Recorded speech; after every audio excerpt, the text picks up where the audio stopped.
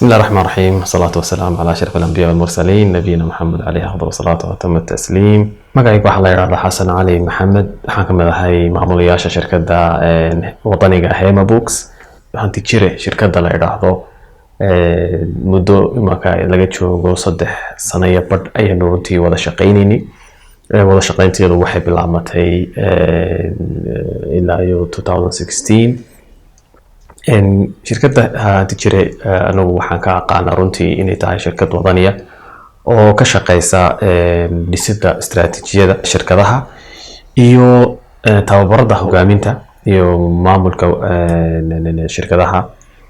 waxyaabo kale ay qabtaan shirkadda tijire runtii waxaa ka mid ah adeegyada xisaabaadka iyo in shirkad walba runtii ay kala shaqeeyaan qaabka ay xisaabaadkooda u saxi lahaayeen u dhisi lahaayeen, waayo business walba ama ganacsi walba kama maarmo inuu xisaabaadkiisa runtii uu hagaajiyo. marka shirkadda runtii tijire aanu muddadan wada shaqayn fiican baa runtii inaga dhaxaysay. waxyaabo badan runtii aanu ka faa'iideysanay waxaa ka mid ah in ay naga caawiyeen runtii la talinta qaybta xisaabaadka. waxa ugu horeysay runtii aanu ka wada shaqeynay ay tababareen qaybta maamulka xisaabaadka shirkadda, iyo walibana ay fidiyeen runtii adeegyo kormeer oo kale oo xisaabaadkii ay kulba muddo laga joogo ay kormeeraan inay howlaha sida wanaagsan u socdaan.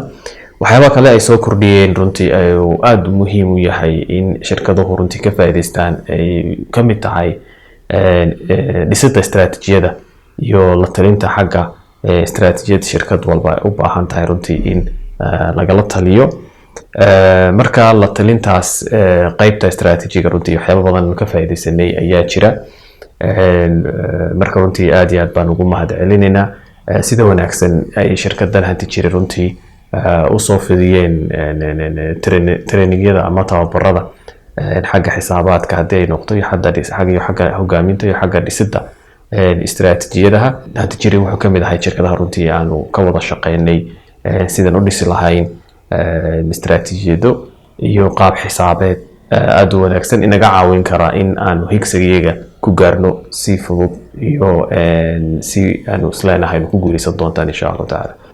shirkadaha kale runtii waxaanu kala talinaa inay ka faa'iideystaan adeegyadan ay fidinayaan shirkadda tijire, waayo adeegyadan horey kamay jirin runtii dalka ama way ku yaraayeen. maadaama imaka tijire ay soo kordhisay adeegan, waxyaabo badan runtii ay shirkaduhu ayaanu kula talinaa inay ka faa'iideystaan.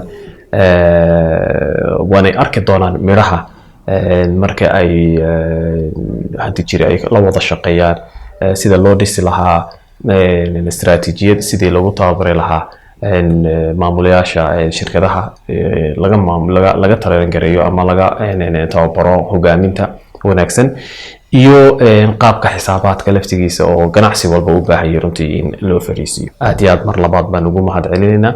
السلام عليكم ورحمة الله وبركاته.